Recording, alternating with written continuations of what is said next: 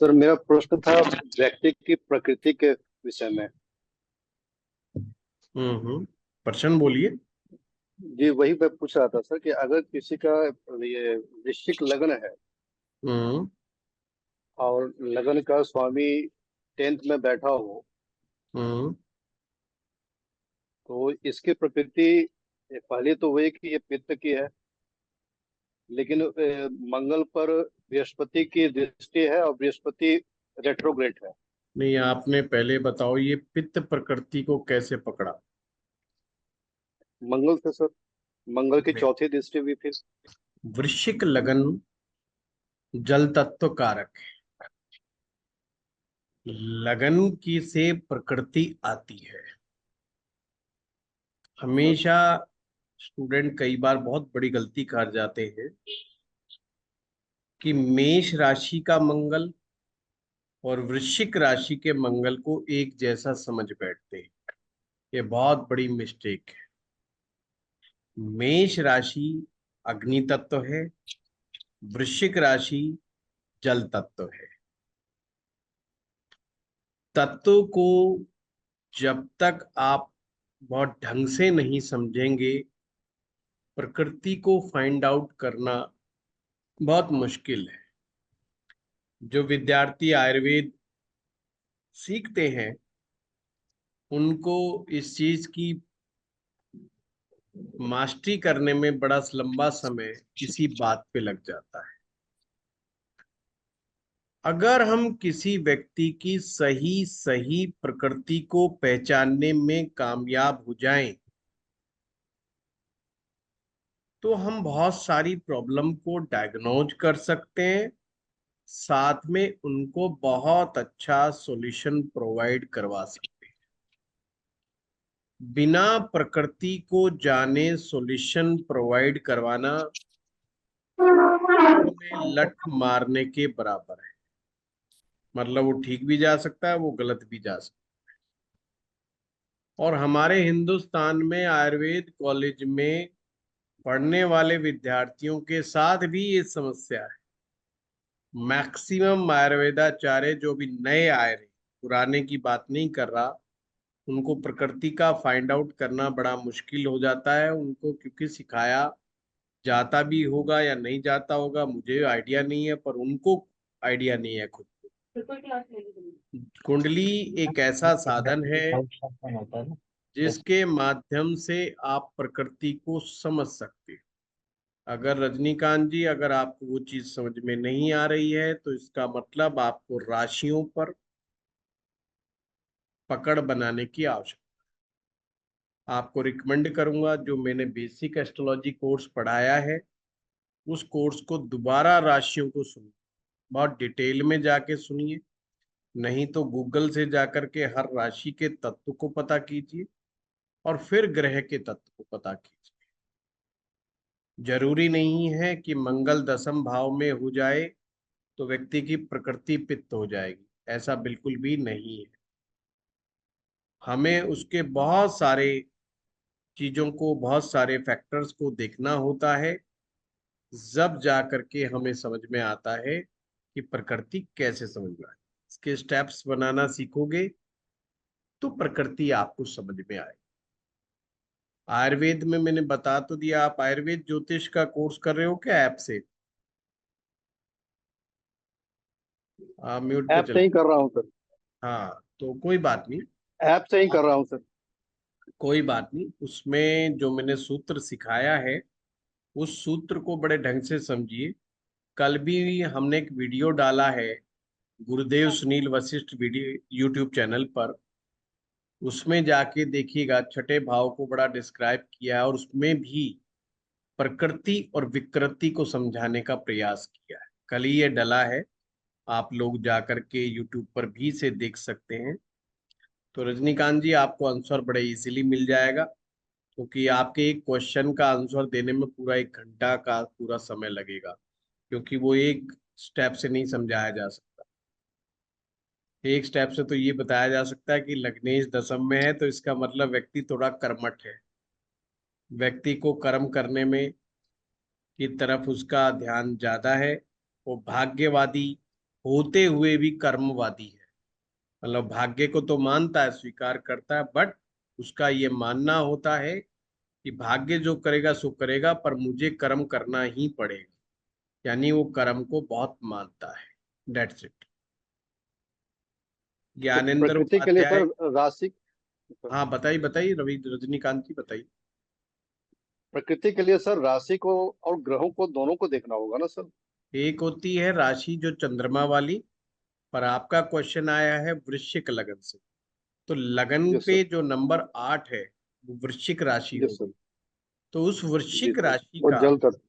जल तत्व जो है, जल हम्म। तत्व से हम इमोशंस देखते हैं। जल तत्व हमारी कफ प्रकृति की तरफ इंडिकेट कर देता है हमें।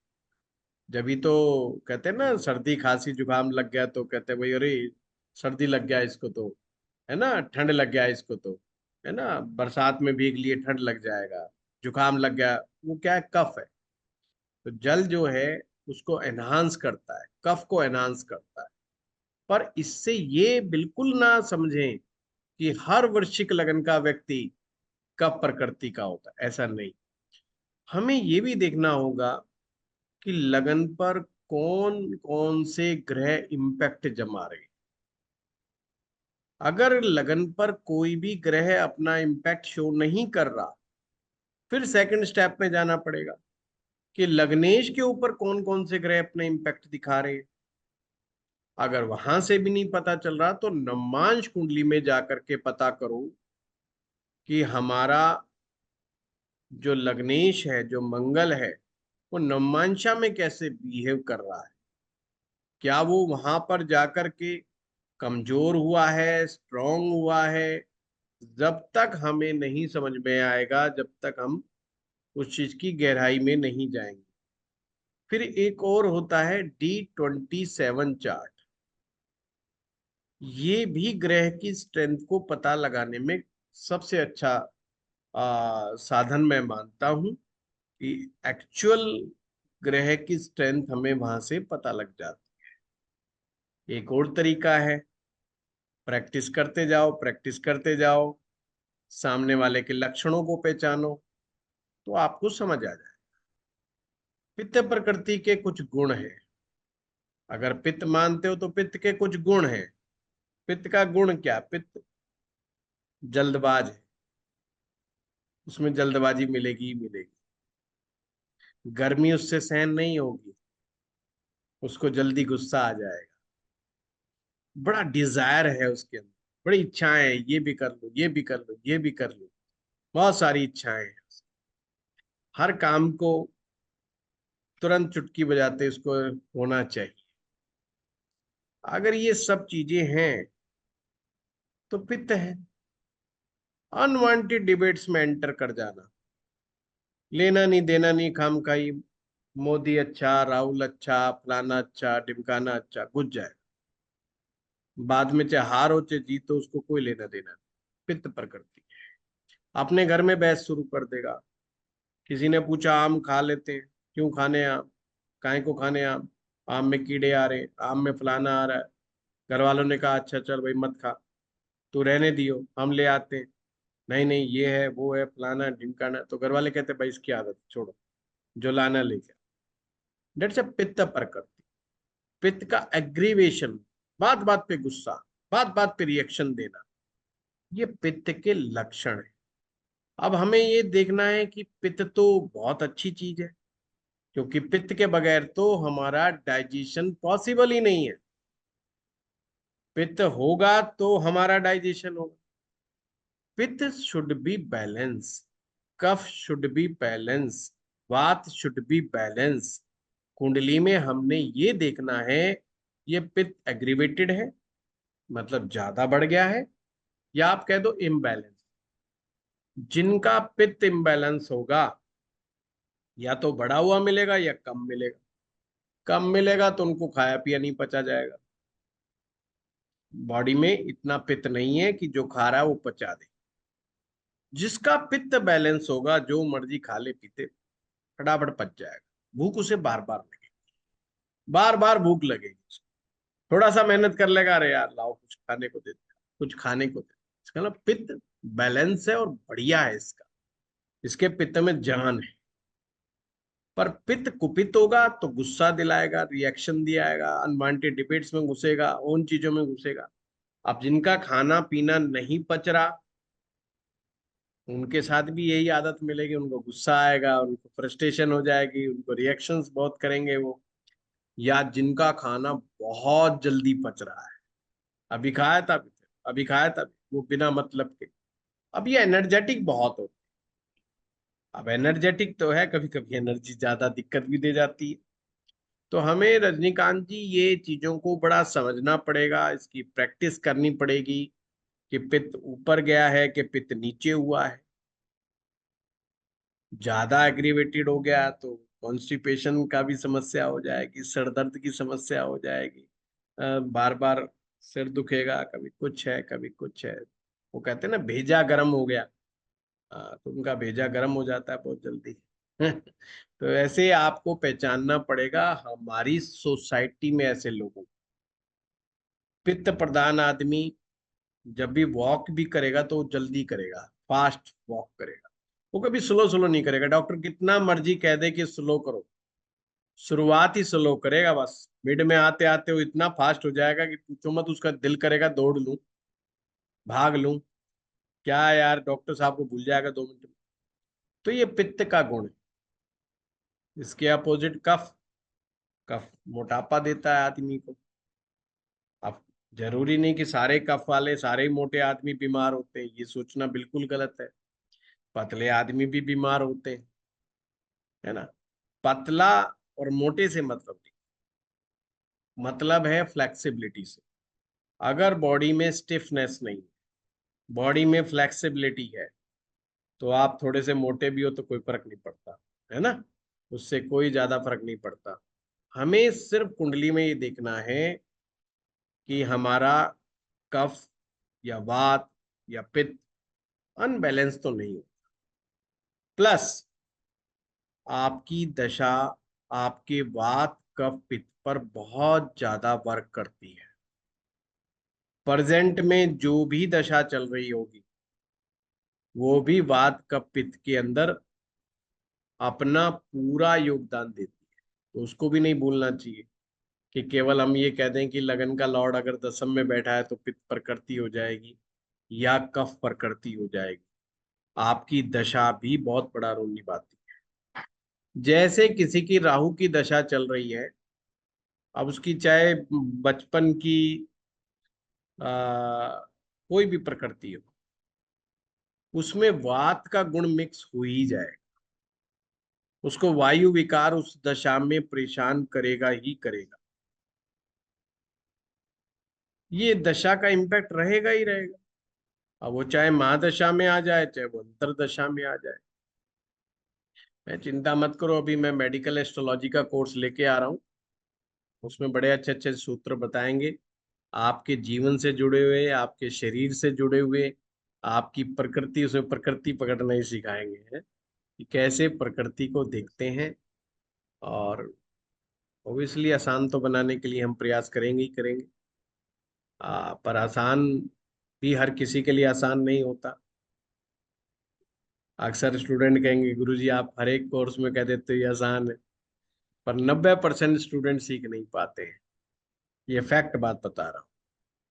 पूरी क्लास के दौरान हर स्टूडेंट ये महसूस करता है कि हम बहुत ज्यादा सेटिस्फाइड हैं गुरुजी के पढ़ाने से। नो डाउट मेरे ऊपर तो क्वेश्चन मार्क बेचारे नहीं उठाते, पर फिर भी मैं देखता हूं आगे की जर्नी केवल 10% स्टूडेंट ही चला पाते हैं। और ये वही लोग हैं जो मैं प्रवचन कहता हूं उनको प्रवचन समझ में नहीं आते हैं। जो मेरे प्रवचनों की तरफ ज्यादा ध्यान देता है, टेक्निक की तरफ कम ध्यान देता है, वो 10% में आ जाता है। क्योंकि वो सीख रहा होता है कि ज्योतिष बना कैसे जाता है, वो इस तरह से सीख रहा हो एस्ट्रोलॉजर बनते कैसे। और 90% ये सीख रहे होते हैं कि टेक्निक कैसे सीखें। और अक्सर मैं कहता हूं टेक्निक तो समझ में आ ही जाए कि इसमें कोई बहुत बड़ी बात ही नहीं है, उसके प्रति ज्यादा वो आप टेंशन मत पालिए। वो तो हमारा बाएं हाथ का। अगर हमें ये दर्शन समझ में आ जाए कि कुंडली के स्टेप्स कैसे, तो स्टेप्स कैसे बनाने हैं, तो हमारी समस्या का समाधान हो जाता है। पर जब तक मैं इस लेवल पे आता हूं कि स्टेप समझा दूं, स्टूडेंट हाथ से ही निकल जाता है।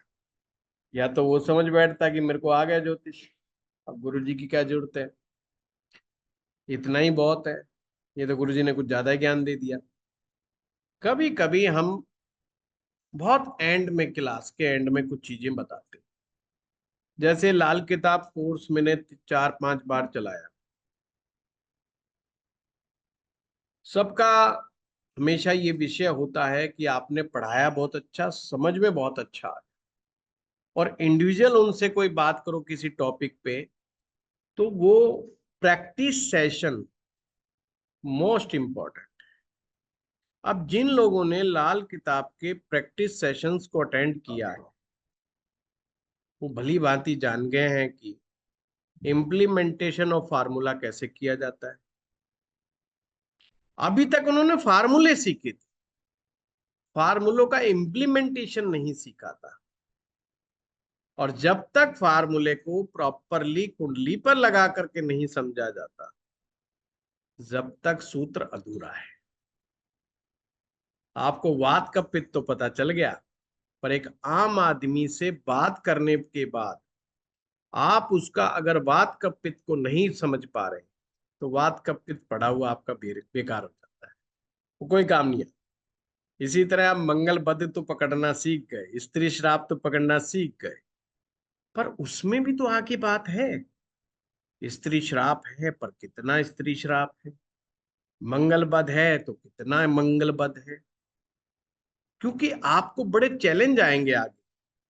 अरे सर ये देखो 3 कुंडलियां हैं, तीनों के स्त्री श्राप हैं, इनमें से एक व्यक्ति कह रहा है I am happy with my marriage life, दूसरा कहता है मैरिज लाइफ से हैप्पी तो नहीं हूं पर गुजारा चला रहा हूं, और तीसरा कह रहा है मैं तो कोर्ट के अंदर खड़ा हुआ हूं, मेरा तो तलाक लेने की नौबत आ गई है। तीनों स्त्री श्राप। अब प्रश्न ये उठता है कि जो हैप्पी है वो क्यों हैप्पी है स्त्री श्राप होते हुए, वो वर्क क्यों नहीं कर रहा है? क्योंकि क्लास में एंटीडोट्स की तो बात ही नहीं हो रही है कि कौन सी चीजें ऐसी हैं जो उस स्त्री श्राप को कम कर देंगी, उसके इम्पैक्ट को कम कर देंगी, और कौन सी चीजें हैं जो उसको और वरिष्ठ कर देंगी और खराब कर देंगी। आप आए इनके संकल्प हैं? हाँ अभी ले लो। अरे पहले पानी पिलाओ। हाँ पानी पिलाओ। तो कौन सी चीजें हैं जो चीजों को भ्रष्ट बना देती, उस बात पर तो क्या अगर हम चर्चा करेंगे तो वन टाइम में वन ही चर्चा होगी। जैसे रजनीकांत जी की कुंडली को मैंने नहीं लिया, क्योंकि फिर ये पूरे डाउट क्लियरिंग सेशन में एक ही कुंडली डिस्कस हो पाए, क्योंकि मुझे फिर समझाना पड़ेगा, एक एक चीज को, पूरा एस्पेक्ट को समझाना पड़ेगा, तो बहुत लंबा खिंच जाएगा। जिन स्टूडेंट्स ने हमारे लाल किताब प्रैक्टिस सेशन में पार्टिसिपेट नहीं किया है, वो हमारी ऐप डाउनलोड कर लीजिए, बहुत कम प्राइस के अंदर उनको वहां पर कल अवेलेबल करवा दिया गया है। तो वहां से जाकर के भी जो लोग देखना चाहते हैं, क्योंकि वो स्टूडेंट के क्वेश्चंस के अनुसार आंसर प्लस कुंडली को देखते कैसे हैं, सिर्फ उसी की बारे में चर्चा है। और उसको बड़ा डिटेल से समझाया गया है। हाँ ज्ञानेंद्र जी। गुरुजी प्रणाम। प्रणाम। मैं आपका एक एकलव्य शिष्य हूँ जो आपको चुपचाप सुनता रहता हूँ। मेरा प्रश्न ये है गुरुजी कि एक ज्योतिषाचार्य की क्या परिभाषा है, उसको कितना अधिकार है किसी की नियति के साथ छेड़छाड़ करने का?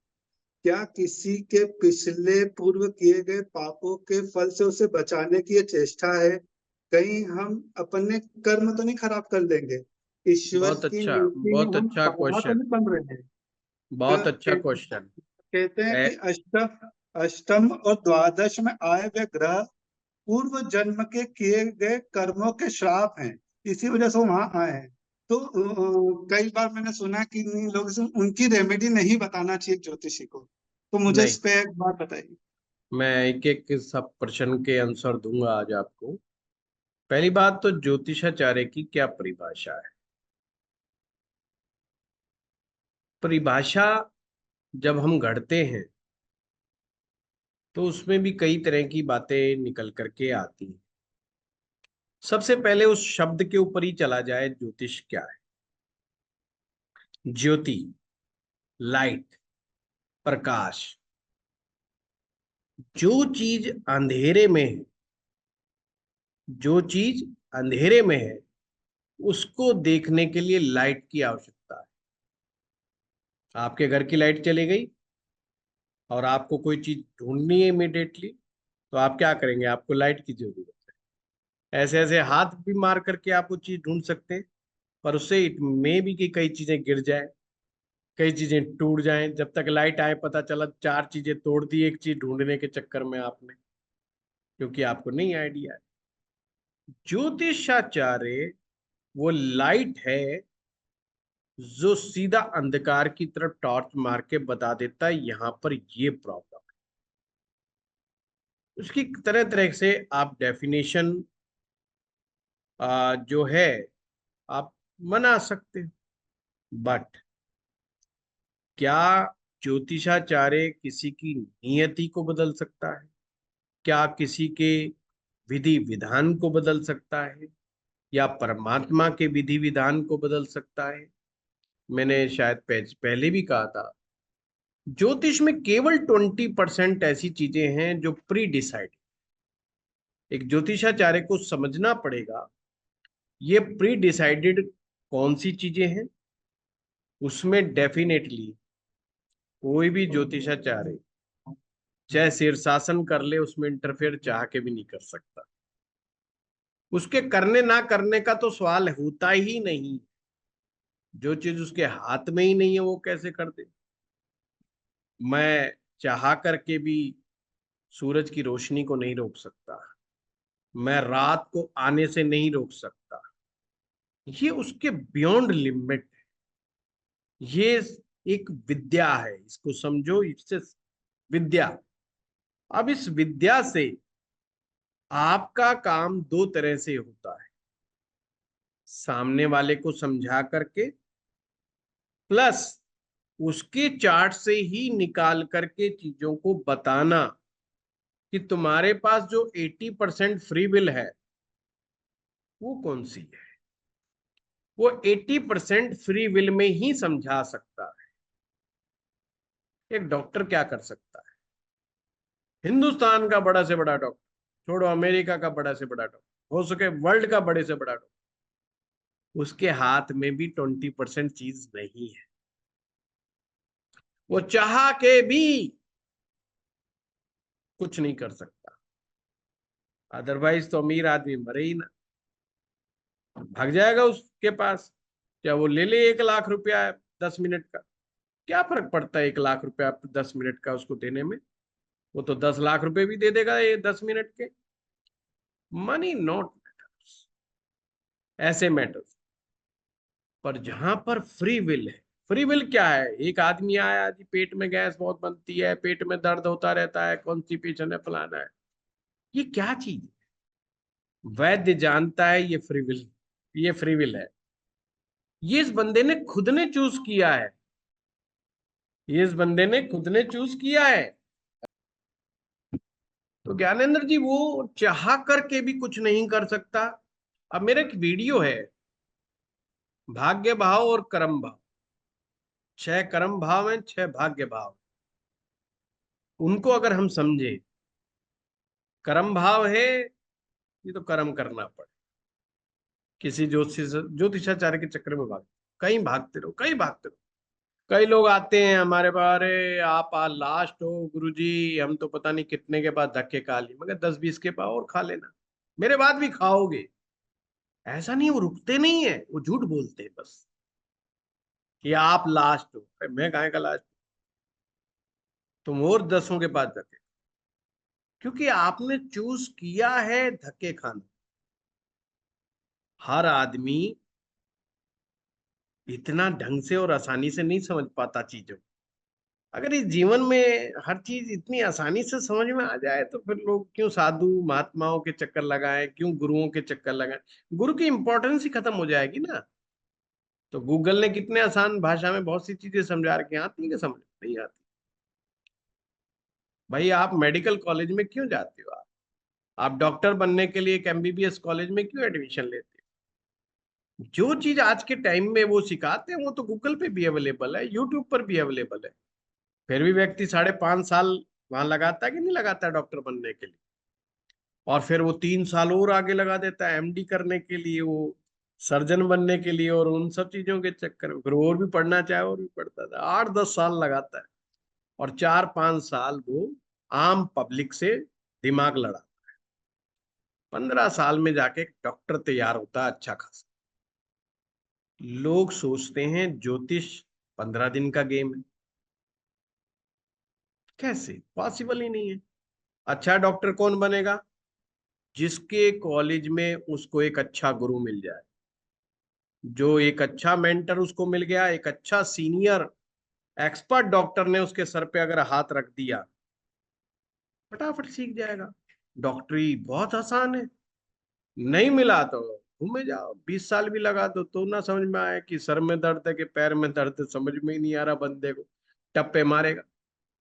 तो बस ज्योतिष ऐसा ही, एक डॉक्टर में और एक ज्योतिषाचार्य में कोई अंतर नहीं।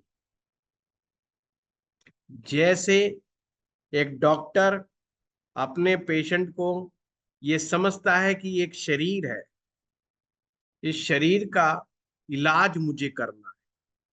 अगर आपके सामने कोई कुंडली आए और आप भी ऐसा समझो भाई एक शरीर है, एक मन है और एक आत्मा है, उसको 3 पार्ट में डिवाइड कर लो, शरीर मन और आत्मा। क्योंकि हमारा तो विज्ञान और भी गहरा है, डॉक्टर से भी ज्यादा गहरा है। डॉक्टर तो शरीर का इलाज करता है, हमें मन का भी करना पड़ता है। हमारे साथ तो ये भी समस्या है ना कि हमें मन को भी देखना पड़ता है, क्योंकि चलता सब मन के अनुसार।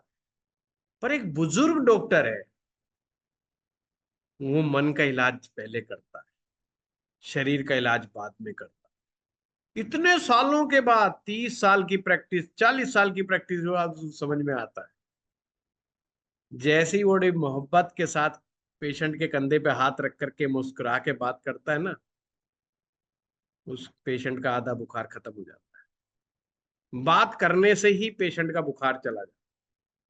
वो इस कला को जान, इसलिए कहते हैं पंडित नया वैद्य पुराना है। पंडित जी नया नया बुलाओ, जवान जवान छोकरा है ना पूजा करवाने बुलाओ ना अपने घर में, जवान से छोकरे को बुलाओ। है बूढ़े आदमी को वो लोग कहते हैं अरे बुजुर्ग आदमी है उनको बुला लो। भाई साहब वो आधी बात खा जाएगा, वो काहे को मंत्र पड़ेगा इतना? पंडित नया जोर लगा लगा के मंत्र पड़ेगा, ऊंचा ऊंचा मंत्र पड़ेगा। कभी देखना जवान लड़के को कभी, अरे भाई उसको स्थापित होना अपने फील्ड के अंदर, वो हल्ला मचाएगा खूब है, तो आपके घर को गुंजा देगा, आपके पड़ोसियों को भी पता लगा देगा कि आज कुछ हो रहा है ना। उपाध्याय जी के घर में कुछ चल रहा है आज। बुजुर्ग आदमी डांट ज्यादा मारेगा, आपको मंत्र कम पड़ेगा, है ना, और दक्षिणा ज्यादा लेगा और धमका के जाएगा। बुजुर्ग वैद्य, वो इतना एक्सपीरियंस गेन कर चुका है, शक्ल देखते समझ जाता है इसके प्रॉब्लम का।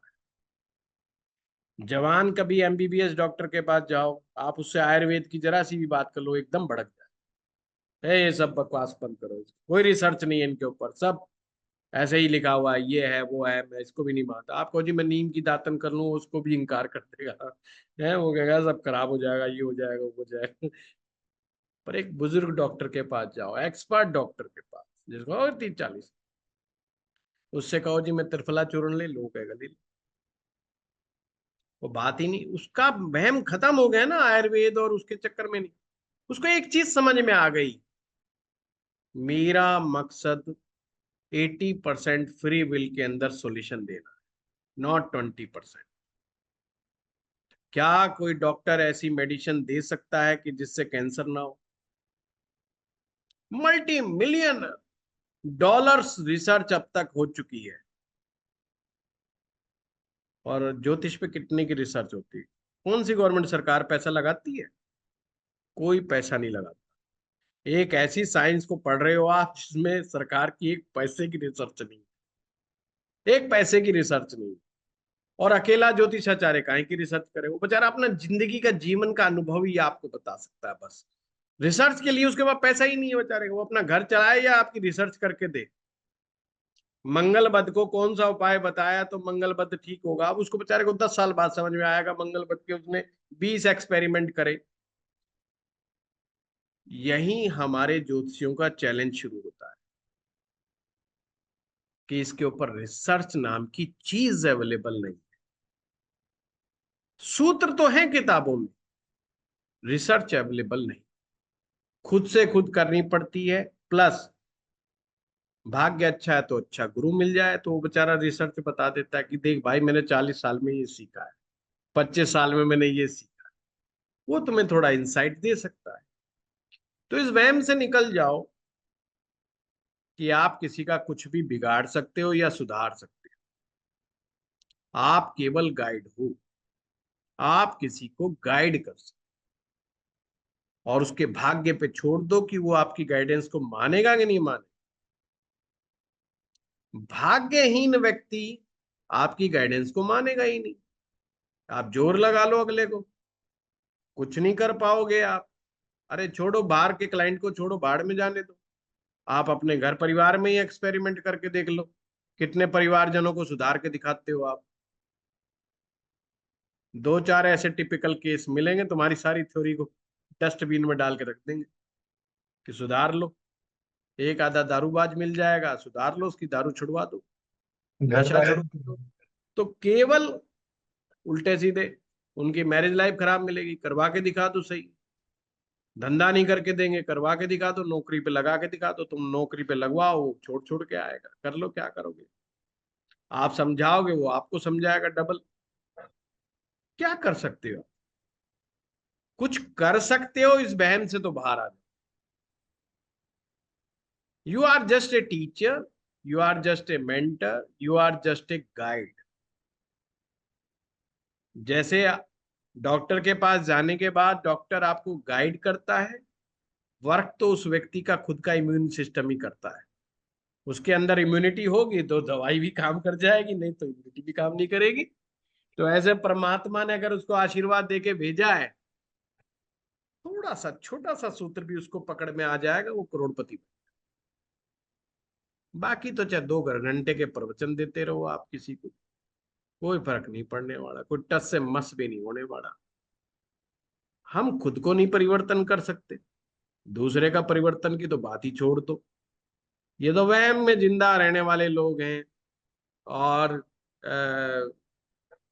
नालायकों की फौज खड़ी पड़ी है, इसमें वो उसकी बात छोड़ दो। तो मेरे ये मानना है, एक ज्योतिषाचार्य वो है जो जानता है अल्टीमेटली होना क्या है, जो जानता है कि हमारी गति कैसे हो, जो जानता है कि ज्योतिष के सिद्धांत क्या कहते हैं और उनकी बारीकी में जाता है। उसके दिमाग में कतई वहम नहीं होता कि मैं किसी का कुछ सुधार दूंगा। सुधर जाए अच्छी बात, पर सुधार दूंगा इस भाषा से बाहर आ जाना चाहिए। अगर वो चाहे कि मैं 100 क्लाइंट आते हैं, 100 लोग मुझे शाबाशी देंगे, तो वहम से बाहर आ जाना चाहिए। आप दुनिया के सबसे महान ज्योतिषाचार्य बन जाओ तो भी 10 आपको गाली देने वाले मिलेंगे ही मिलेंगे। अरे भाई, उनका नेचर है टॉक्सिक्स, उन्होंने नेवर सेटिस्फाइड जो उनके लोग हैं, उन्होंने सेटिस्फाइड होना ही नहीं किसी के बाप से भी। भगवान श्री कृष्ण भी आ जाएं तो कह देंगे अच्छा आज बंसुरी कहाँ है, मैं तो कैसे मानूं भगवान श्री कृष्ण हो आप। अच्छा बंसुरी ले आए तो आप मोर का पंख कहाँ है, वो तो आई नहीं, तुम मैंने तो फोटो में देखा था। आप करे जाओ, भगवान टेंशन में आ जाएगा, सर दर्द की गोली खानी पड़ जाएगी, कहेगा जाओ भाई यहाँ से गलत गलत जोन में एंट्री हो गई है इनको छोड़ो। भगवान भी उनको पृथ्वीलोक पर भेज करके अपना मुक्त हो जाते हैं, कहते जाने दूसरा करने दो जो कर रहा है। इसीलिए रामायण में लिखा, सकल पदारथ है जगमाई, बिन भाग नर पावत नाई। इस संसार में समस्त सुख विद्यमान है, पर केवल और केवल भाग्यशाली इंसान ही उन पदार्थों को प्राप्त कर सकता है। हर एक के बस की बात नहीं है। मैं कितने साल से भाग्य के सूत्र बता रहा हूं, कितने लोगों ने अपना भाग्य बदला होगा मुझे कोई आइडिया नहीं है, पर मुझे उन लोगों का जरूर आइडिया जिन्होंने भाग्य बदला है। पर ये वो लोग थे जिन्होंने मौके को समझा और फट से लपक लिया। और कुछ लोग कंफ्यूजन में जुटे रहे, ये इफ एंड बट दिमाग में लगा रहा, नहीं समझ पाते सूत्र। सूत्र को समझने के लिए ही भगवान का आशीर्वाद की जरूरत है। मैं आप लोगों को कहता हूं, भगवान के आशीर्वाद की कहां जरूरत है? सूत्र को समझ जाए, विद्या को समझ जाए। इसलिए जो भी लोग ज्योतिष सीखना चाहते हैं, भगवान से डेली प्रार्थना करें कि जो चीज मुझे नहीं समझ में आ रही, आज गुरुजी है वो सूत्र बता दें जो मुझे समझ में आ जाए। भगवान मुझे ऐसी किताब मेरे हाथ में लग जाए, जो सूत्र मेरे समझ में न आए उसका सही तरीके से खंडन कर दे, ऐसा सूत्र मुझे पता लग जाए। ये सब दिव्य चीजें और ये डिवाइन ऐसे ही पल्ले पड़ती। ऐसा कितनी बार हुआ है गुरुजी की, है ना, मेरे मन में कोई प्रश्न है और मैंने यूट्यूब पे आपका या अपने आपके कोर्स में वही वीडियो निकाला होगा जो मेरे मन में प्रश्न है। पता नहीं ऐसे कितनी बार हुआ होगा और मेरे को उस प्रश्न का मेरे को जवाब मिला है। मेरा एक प्रश्न और है गुरुजी, किसी न किसी ग्रह की किसी न किसी से शत्रुता तो है ही से, तो अब 9 के 9 ग्रह तो ठीक है मेरे ख्याल से तो नहीं हो पाएंगे कभी भी, क्योंकि सूर्य को ठीक करेंगे तो, ये मेरी बुद्धि है, मेरे को मूल मत हूं मैं, सूर्य को ठीक करेंगे तो अच्छा आपकी नहीं। बात को समझ गया। बिना शत्रुओं के तो आप जी भी नहीं पाओगे।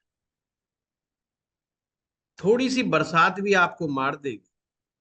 शत्रु जीवन में आवश्यक है। शत्रु होते हैं जब भी तो हम संभल करके चलते हैं। अगर आपको पता चल जाए मेरा जीवन में कोई शत्रु है ही नहीं, तो आप संभल के भी नहीं चलोगे ना। आप जो मर्जी गलती कर लो, फिर आपके सारे तो मित्र हैं, और मित्र तो हर गलती माफ कर देता है। आप किसी के घर में घुस जाओ, जुतिया के भेजेगा कि नहीं भेजेगा आप? अब आपका वो शत्रु भी नहीं है, पर हो गया शत्रु 1 मिनट में। इसे कहते हैं तत्कालिक शत्रुता, जो किसी के कर्म के करने से मात्र से शत्रुता हो गई। तो इसलिए कहते हैं कर्म सही डायरेक्शन में होना चाहिए, सही जगह होना चाहिए। शत्रुता 2 मिनट लगती है, 1 मिनट में है हो जाती है शत्रुता। हर कोई मित्र कैसे हो सकता है? हो ही नहीं सकता। ग्रहों को भी बैलेंस बनाने के लिए एक शत्रु उसका जरूरी है, अदरवाइज तो बात ही नहीं बनेगी। जो हर किसी का मित्र है, जो हर किसी का मित्र है, वो काम का आदमी नहीं। समझ लो, अगर आप ऐसा प्रधानमंत्री ढूंढते हो जिसका कोई शत्रु ना हो, तो समझो काम का प्रधानमंत्री है ही नहीं। वो देश के लिए कुछ नहीं करके देगा। इसलिए प्रधानमंत्री बनाओ, मुख्यमंत्री बनाओ, शरीफ आदमी मत ढूंढो। हाँ हाँ, मैं साफ स्पष्ट कहता हूं, मैं ग्रहों से कह रहा हूं ये बात। अरे जिसमें पुरुषार्थ ही नहीं, जो कुछ करने में सक्षम ही नहीं, वो यही देखता रह जाएगा, अरे यार ये करूंगा तो वो नाराज होगा, वो करूंगा तो ये नाराज होगा, तो कोई ना कोई तो नाराज होगा। आप कहीं से सड़क गुजार दो, 10 आदमी तो वहां भी से नाराज हो जाएंगे। अरे यार देखना ना, मेरे घर के सामने से गए सड़क गुजार दी, क्या मतलब है? आप गाड़ियां चला करेंगे यहाँ से, पहले कम से कम गाड़ियां नहीं आती थी। सो लॉजिक है उनके हर एक के, आप कितना बढ़िया से बढ़िया काम कर लो, आप क्या कर लोगे? कुछ नहीं करोगे।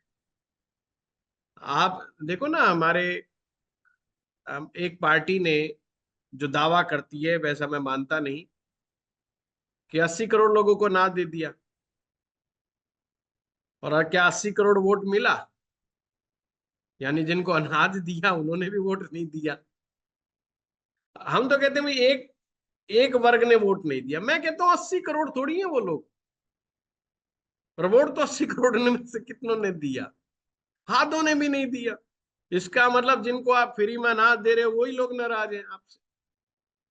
तो जो प्रधानमंत्री और मुख्यमंत्री सिर्फ देश के हित के लिए खड़ा हो और देश हित के लिए जो उसको करना पड़े वो करे, चाहे उसको कोई डिसीजन लेना पड़े, ऐसा ही मुख्यमंत्री और प्रधानमंत्री होना चाहिए और ऐसा ही नेता होना चाहिए। ऐसे ही हमारे ग्रह होने चाहिए जो according to the situation right direction में राइट डिसीजंस लेने की ताकत दें। बस वही होना चाहिए। सारे ग्रहों का करना क्या है? करना क्या, सारे काम थोड़ी करोगे जीवन में। एक ही काम करोगे आप, दो काम कर लोगे, तीन काम कर लोगे, ज्यादा करोगे पगला जाओगे, और ज्यादा करोगे टिकट कट जाएगी ऊपर की। भगवान कहेंगे बहुत ही अच्छा प्यारा काम करता है, इसको बुलाओ तुरंत, यहाँ जरूरत है, धरती लोक पे क्या कर रहा है? तो इतने सारे काम की जरूरत क्या है? तो टिकट कट जाएगी, तो चक्कर में मत पड़ो। बेटर है एक काम सीखो, मस्त तरीके से सीखो।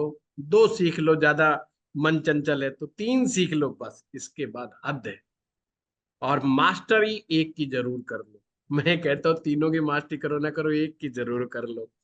एक मास्टरी तुम्हें सारी जिंदगी देगी, ज्यादा मास्टरी तुम्हें कुछ नहीं देगी, टिकट जरूर कट जाएगी। तो गुरुजी मान लीजिए किसी पत्रिका में कोई ग्रह खराब है।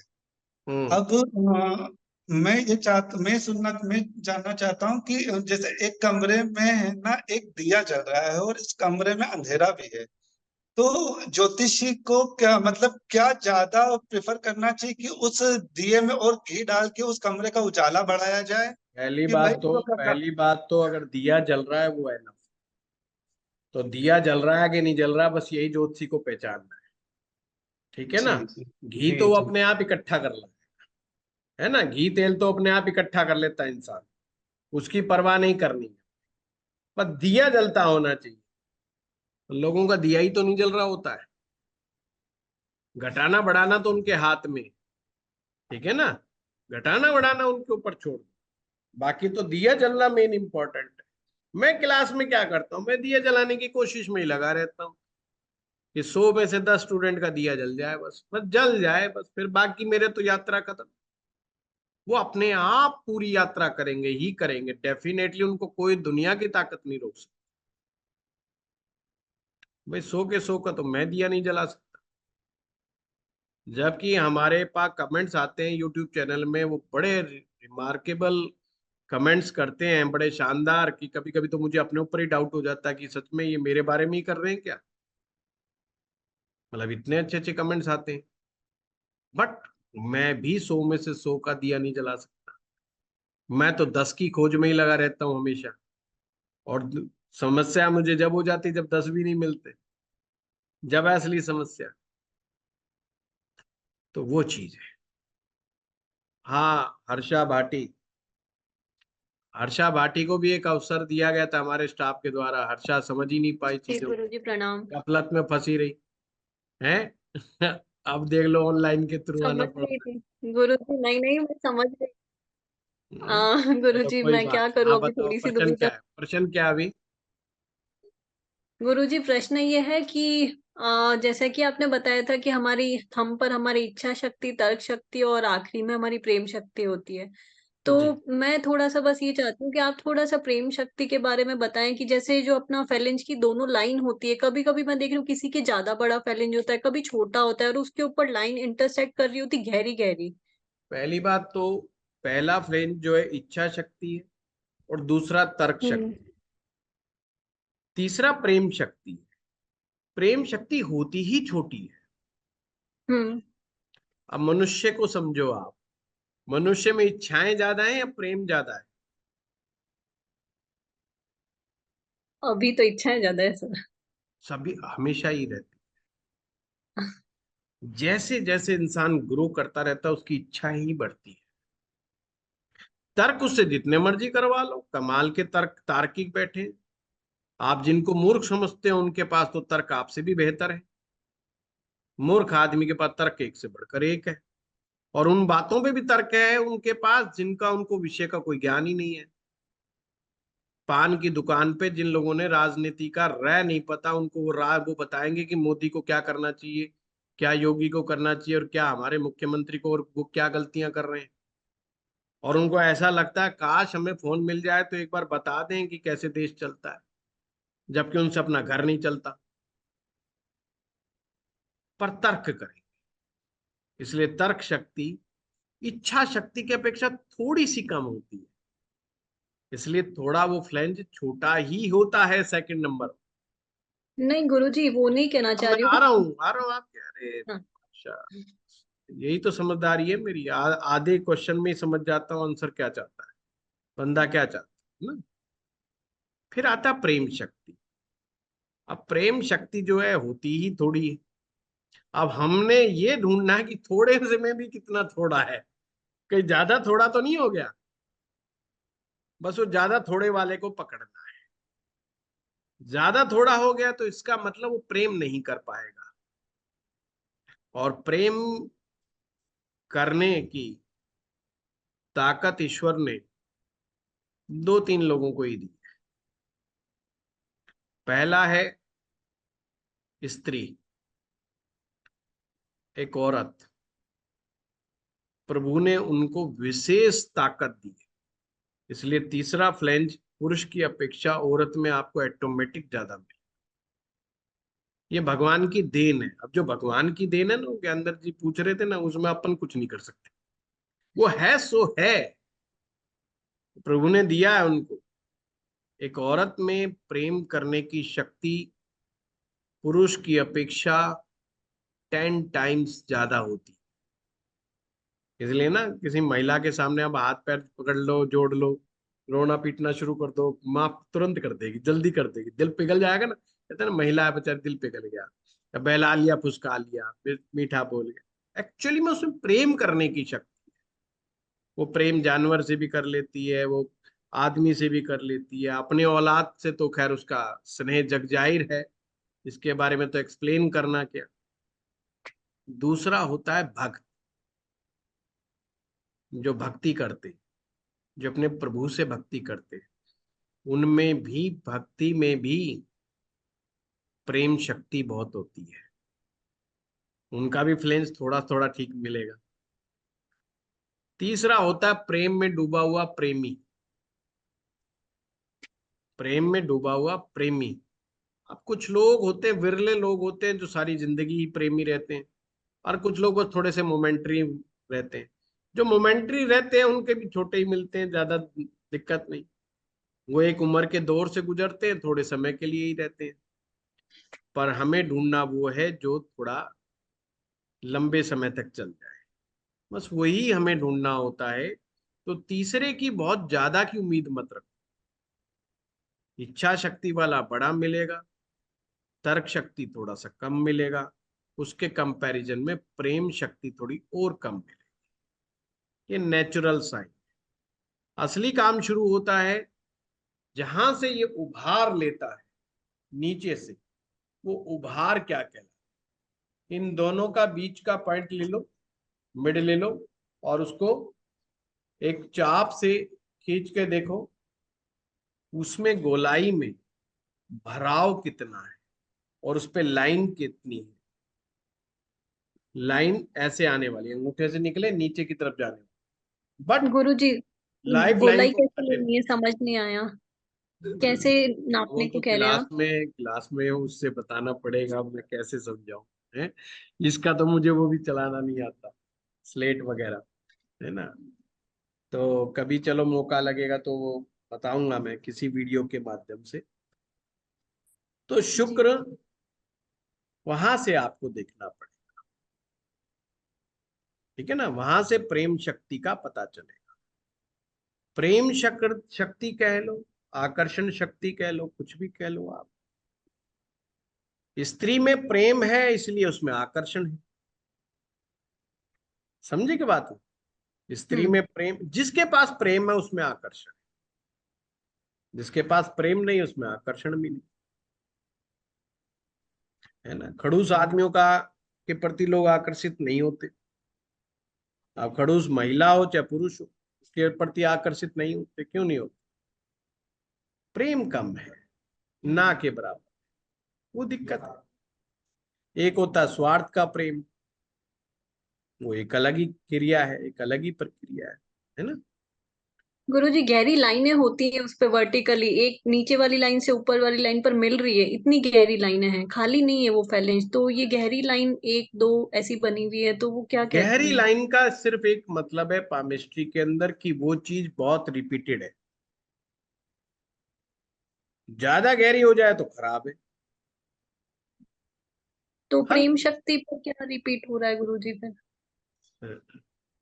प्रेम शक्ति में तो बहुत होता है। गाना नहीं सुना MBBS मुन्ना भाई का? गाना सुनो, कि वो बार बार कहता अब ये मिली अब वो मिली, फिर मैं चकराया, फिर मैं गिर गया, फिर मैं उठा, और फिर कोई उसने मुझे झटका दे, उस वो धोखा दे के भाग गई, फिर मैं ये हो गया, फिर वो पूरा गाना सुनो, आपको ये सारा कंसेप्ट पता चल जाएगा। है ना, जो गॉट हमारी इट। बॉलीवुड की फिल्में है ना, ये हमारे ज्योतिष के सूत्रों से आती है। ठीक है। और आप गुरुजी ये प्रिया दुबे, मणिबत्ती यज्ञ के बारे में भी आपने बताया था कि ये हमको हमारी ईयर्स एक आइडिया लगा सकते, 30 ईयर्स फिर 60 ईयर एंड देन वो लास्ट वाली, तो ये और एज, भी कुछ कहती है कि सिर्फ ईयर्स ही गुरुजी? यानी बुढ़ापे को दिखाती कितना लंबा चलोगे। हम्म? जी। चलिए, हाँ प्रिया दुबे जी। नमस्कार गुरुजी। गुरुजी, नमस्कार। यदि मैं 11वें भाव में शनि हो तो क्या व्यक्ति अपना मकान अपने नाम से नहीं खरीद सकता है 54 या 50 की एज तक? अपने नाम से क्यों नहीं खरीद सकता? कि वे कहते हैं अपने नाम से यदि व्यक्ति मकान खरीद रहा है तो उसकी मृत्यु उसी घर में बहुत हो सारे, जाएगी। बहुत। मृत्यु तो अपने घरों में ही होती है मैक्सिमम, काहे टेंशन लेते हो? मृत्यु उम्र से मृत्यु से मत पहले। डरो। मृत्यु कहीं ना कहीं तो होनी है, अस्पताल में होनी है तो घर में होगी। सड़क पे ना हो उससे बेटर है घर में हो जाए, अस्पताल में हो जाए। बस सड़क नहीं, उस पे मकान नहीं, को बनाने की वजह से ऐसा नहीं, कुछ होगा, कभी ऐसा नहीं, कुछ नहीं। नहीं। मकान या वास्तु कभी मृत्यु का कारण नहीं बनता। हम्म, समझ रहे हो बात को? जी। लॉन्जेविटी इतनी हलवा भी नहीं है ना, कि आपने गड़बड़ कर दी और आदमी मर जाए। ऐसा थोड़ी होता है, ये इन चीजों से कुछ नहीं होता, है ना। ठीक है गुरु जी, ऐसे नमस्कार। छोटी छोटी चीजों से आदमी मरने लगे तो वो पड़ली पार मामला ही गड़बड़ा जाएगा। इतना जल्दी नहीं मरता आदमी है। जी, मतलब 11वें भाव में शनि होने से मरेगा, ऐसा कुछ ये इफेक्ट देखो, नहीं। आयु का पक्ष जो है काफी हद तक फिक्स होता है ना। हमारे सांसें जो है ना फिक्स है, इसलिए साधु उम्र को बढ़ाने के लिए सांस की गति को कम कर देता है। प्राणायाम से वो, मेडिटेशन से वो, जैसे कुत्ता आप कभी देखो जब भागने के बाद रुकता है वो कैसे कैसे सांस लेता है। जी। सांस तो फिक्स है ना, उसने बहुत जल्दी ले ली। हम्म। अब जिनका BP बढ़ा रहता है उनका क्या, उनकी सांस बढ़ी हुई, सांस उल्टी उथली उथली। इसलिए तो आयु पक्ष के ऊपर वो असर करता है BP, है ना। और जिनका BP बिल्कुल नॉर्मल रहता है, बड़े स्लो स्लो चलने वाले में लंबे जिएंगे। ज्यादा सोने वाले, ज्यादा धीरे धीरे चलने वाले, धीरे धीरे काम करने वाले लंबे चलते हैं। ज्यादा अच्छा, ज्यादा भाग दौड़ करने वाले वो चल देते हैं। तो मतलब इस हिसाब से योगा, जिम और जो हम रनिंग करते हैं वो मतलब इफेक्ट देती है हमारी बॉडी में, पॉजिटिव या तो नेगेटिव हो गया कि मृत्यु आ गई। ये हमेशा ध्यान रखना। इसलिए मेडिटेशन जो है आयु को बढ़ाने में बहुत सहायक है। और एड मेडिटेशन हमारी श्वास पर ही कंट्रोल पैदा करता है धीरे धीरे, पर वो उसकी शुरुआत होती है प्राणायाम से। जी। जब तक आप पूरा श्वास लेने की प्रक्रिया में नहीं घुस जाते, आपसे मेडिटेशन पॉसिबल ही नहीं है। मैक्सिमम लोगों को मेडिटेशन करो, बेचारे कर ही नहीं पाते, क्योंकि श्वास टेक्निक पे काम नहीं किया ना उन्होंने।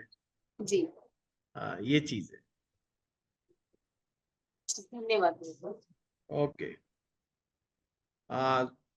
रेनू दुबे जी। हो गया रेणु जी का आपका? राम गुरु जी। हम्म। गुरु जी, क्या हम लाल किताब कुंडली से ये देख सकते हैं कि शादी किस दिशा में होगी, जैसे वैदिक में देखना बताते हैं, क्यों नहीं देख सकते? सब कुछ हो सकता है। तो इसको हो कैसे सकता, देख सकते हैं? आपको बताया था ना मैंने जी कि जो चीज आप वैदिक में देख सकते हैं वो चीज उसमें भी देख सकते हैं। जी जो ग्रह शादी करवाएगा उसी के पास वो दिशा है। आप डायग्नोज करो कि कौन सा ग्रह है जो शादी करवा रहा है, वहां पे कौन शादी के लिए जिम्मेदार है। जो शादी के लिए जिम्मेदार बनेगा, जो रेस्पॉन्सिबल प्लेनेट बनेगा, वही शादी की दिशा को डिसाइड करेगा। सिंपल। तो और हमेशा हमेशा शुक्र नहीं होता, राहु भी होता है जो शादी डिसाइड करता है, केतु भी होता है शादी डिसाइड करता है, कभी कभी चंद्रमा भी शादी को डिसाइड करता है। हाँ, ये है कि वैदिक में थोड़ा स्टेप बना हुआ है तो जल्दी पकड़ में आ जाता है, क्योंकि हमारे यहाँ हैबिचुअल है हम सब लोग पराशर ज्योतिष के, तो सबने सुन रखा है सप्तमेश पंचमेश, ये सबको पता है।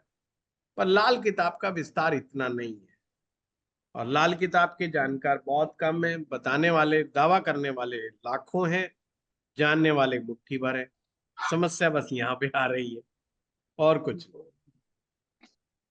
मतलब पहले ये देखना पड़ेगा कौन डिसाइड कर रहा है, फिर उससे दिशा पता करना। बस बस, सिंपल सिंपल। ठीक है, चलिए। ठीक है, हाँ, धन्यवाद और गुरु कौन जी। रह गया? विशाल शाह। हेलो सर जी। हेलो। विशाल शाह बताइए। हेलो। हाँ सर, हाँ, मैं कौन ये बोल? पूछना चाहता हूँ, काल पुरुष कुंडली में जैसे ये तीसरा हाउस है अपने हाथ जो प्रेजेंट करते हैं, तो सबको ये ध्यान रखना चाहिए कि किसी भी चीज को धारण करने से पहले वो कुंडली में कौन से ये हाउस में उसका एंटी प्लेनेट बैठा है नहीं बैठा है, वो सब हमेशा सावधानी वो रखनी चाहिए। रखनी चाहिए, बहुत सारी चीजें हैं विशाल जी, कोई एक पॉइंट तो है नहीं। अच्छा, क्योंकि तीसरा भाव थोड़ा हमारा धर्म में पराक्रम जैसे भाव भी है देखो। ना।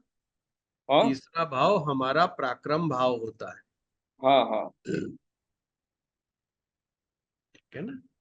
तो हमारे पराक्रम को बढ़ाने का कार्य हमारे जेमस्टोन करते नहीं, जेमस्टोन्स के अलावा भी कोई, जैसे समझो कि किसी ने गोल्डन कड़ा पहन लिया या तो ब्रेसलेट पहन हैं। लिया तो कोई थर्ड ज्वेलरी पहन हाउस ली, में, तो क्या सब इफेक्ट करता थर्ड है? हाउस की तरह का इम्पैक्ट दिखाएगा। दिखाएगा? हाँ मतलब वो समझ के ही पहनना चाहिए किसी को। हाँ हाँ, बिल्कुल बिल्कुल। ठीक है। हाँ, सुबोर्तो।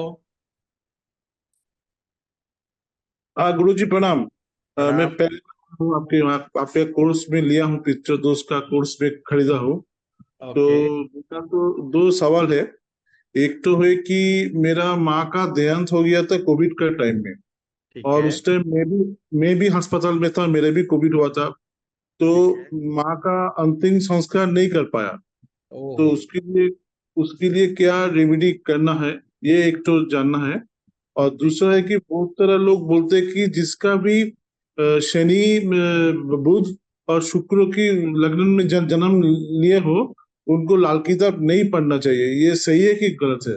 वो लिखा हुआ कहाँ है वो जरूर भेजना मुझे, किस महान व्यक्ति ने लिखा है, क्योंकि ये मुझे भी पता नहीं है नहीं, कि ये लाल बोल रहा था किताब किसे नहीं पढ़ना चाहिए, किसे हाँ। पढ़ना चाहिए और किसे नहीं पढ़ना चाहिए। ये सूत्र लाल किताब में कहाँ लिखा है या वैदिक में कहाँ लिखा है, दोनों में ही मुझे फोटो खींच के जरूर भेजना, ताकि मैं भी अलर्ट रहूं, कहीं पता चले हम भी उनमें से ही एक तो नहीं है।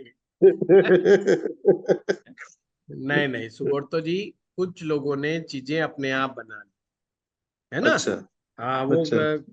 भाई सारे ही लाल किताब में भाग जाएंगे तो ऐसे कैसे गुजारा चलेगा हमारा। जैसे एलोपैथ का डॉक्टर जो है बड़ा नाराज हो जाता है कि अगर सारे आयुर्वेद वालों की तरफ भाग जाए, तो फिर वो आएगा हाँ हाँ ब्याज हाँ देगा, वो कहेगा कोई हाँ रिसर्च नहीं है इनके पास, सब बकवास है, सब जीरो है वो कर देगा एकदम बंटा डार, है ना। हाँ तो ऐसे ही। हाँ और फिर आयुर्वेद वाले क्या कहेंगे, आज जब देखेंगे सारे एलोपैथ वाले के पास भागे, फिर वो भी कोई ना कोई सगुफा छोड़ देंगे। तो इन सगुफों में मत पड़ो। अच्छा अच्छा अच्छा, ठीक है सर। हाँ, अगर हो कहीं लिखा हो तो मुझे जरूर भेजना, ये मैं मजाक नहीं कर रहा, है ना, हाँ, वैसे और लिखा हुआ कहीं नहीं है। रेमेडी थोड़ा अगर बोल दे तो, जो माँ का अंतिम संस्कार नहीं कर पाया उसका कुछ हाँ, रेमेडी है? बहुत बहुत अच्छा। देखो, रेमेडी के लिए ना, जिनका संस्कार नहीं हो पाया अभी पितृपक्ष आने वाला है। अच्छा। पितृपक्ष में विधि विधान से पितृ तर्पण एवं पिंडदान उनके करवा दो। जिस अच्छा। तिथि पर उनकी डेथ हुई अच्छा। सेम तिथि को चूज कर। अच्छा। हाँ बस सिंपल। अच्छा। अच्छा। जो आपकी माता जी को पसंद हो खाने पीने में, वो हाँ। वहां पे जो ब्राह्मण देवता होगा उनको आप खिलाइए पिलाइए, वही चीज गरीबों में बांट दीजिए। अच्छा। है? हाँ, अच्छा। ठीक ठीक। Thank you Guruji. Okay, sir, धन्यवाद आप सभी लोगों का।